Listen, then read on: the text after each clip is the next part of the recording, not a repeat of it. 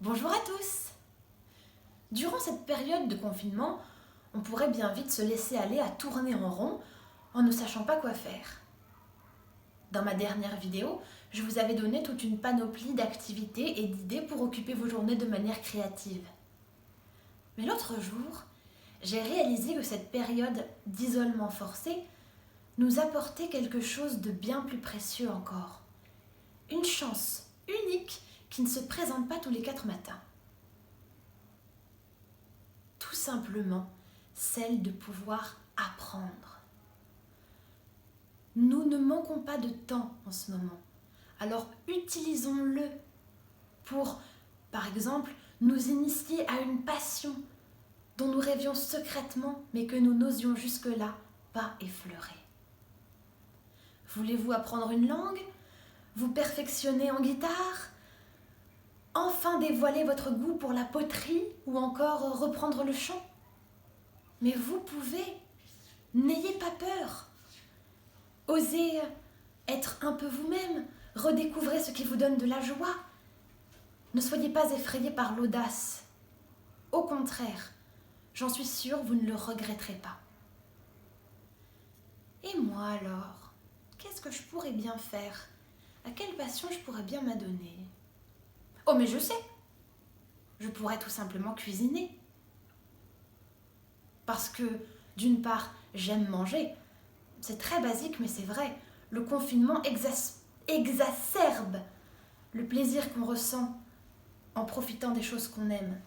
Et la nourriture en fait partie. Et puis, elle n'est jamais meilleure que quand on la fait soi-même. Il y a un petit côté artisan que j'aime bien dans le fait de confectionner des plats ou des pâtisseries. Et enfin, c'est sans compter le fait de regarder avec grande attention tout un tas d'émissions de cuisine, qui est aussi, je pense, un élément déclencheur.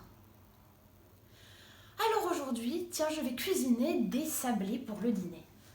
J'espère qu'ils vont être bons, on verra bien. Si je rate mes sablés, c'est mes parents qui se plaindront.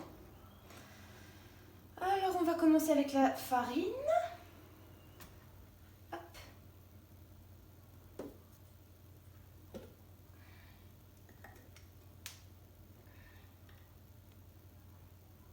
Il faut que je fasse attention à ne pas la mettre n'importe où.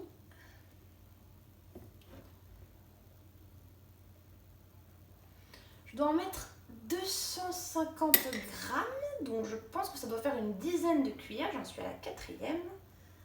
Hop.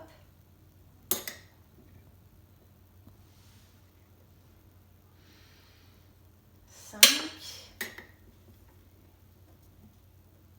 demande beaucoup d'attention aussi pour ne pas renverser la cuillère, je ne voudrais pas me retrouver avec les vêtements pleins de farine.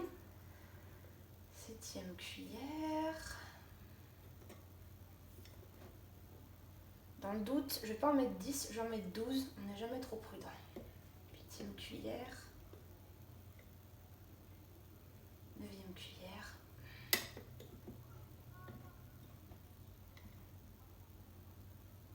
10, plus que 2. 11.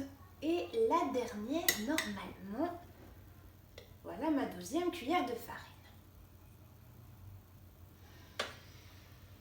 Hop, ensuite, on range la cuillère dans le pot. Je vais m'essuyer les mains, comme ça ce sera plus agréable. Et on va passer au sucre. Là, dans ce verre, j'ai un mélange de sucre roux et de sucre vanillé. Ce qui nous fait en total à peu près 120 g de sucre, si je ne vous dis pas de bêtises. Alors, on va le verser, on va l'ajouter à la farine. Voilà, on secoue au cas où il resterait des grains. Et maintenant, on va s'occuper d'un œuf. On va le casser. Et on va surtout essayer de ne pas mettre des coquilles dans la pâte. On ne sait jamais. Là. Parfait. Oh bah voilà, c'est ce que je craignais. Hop. On sauve la situation. Quand on cuisine, il ne faut pas avoir peur de salir les mains. Hop. Et pour terminer, le beurre. qui est dans ce petit plat juste à côté. Le voilà. 125 g de beurre.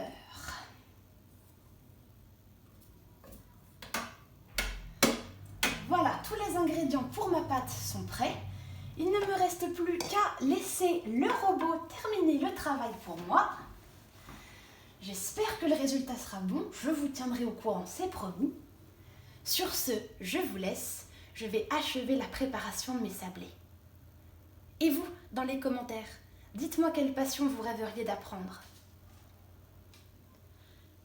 Soyez curieux, restez à l'écoute et on se retrouve bientôt.